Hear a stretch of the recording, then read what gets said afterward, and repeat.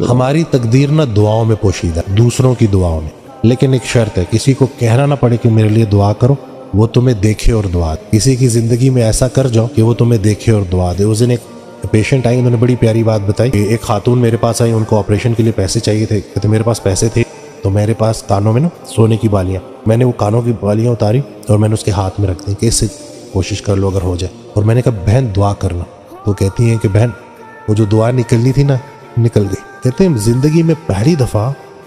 میں اس بات کو اس طرح سے سمجھ نہیں پائی، لیکن مجھے میری کیفیت بڑی بدل گئی۔ تو کہتے ہیں کافی عرصے کے میرے ساتھ میں تکلیف میں تھی اور اسی تکلیف سے گزری، مجھے بہت سخت ضرورت تھی، ایمرجنسی تھی، اور ایسی ایک انسان آیا اور اس نے میری جب ویسی ہیلپ کی اور کہا کہ دعا کرو، اور میں نے اس کو کہا کہ وہ جو دعا نکلنی تھی نکل گئی، تو اس دن مجھے پتا چلا کہ یہ جو اس دن خاتون کہہ رہی تھی اس کا مقصد کیا تھا۔ تو جو آپ نیکی دوسرے کے ساتھ کرتے، کسی کا کام کر دو، کسی کے لیے آسانی کرو، اور وہ تہجد میں اٹھ کے آپ کے لیے دعائیں کریں، آپ سوئے پڑیں اور لوگ آپ کو دعاؤں میں یاد رکھیں، تو تقدیر بدل جاتی۔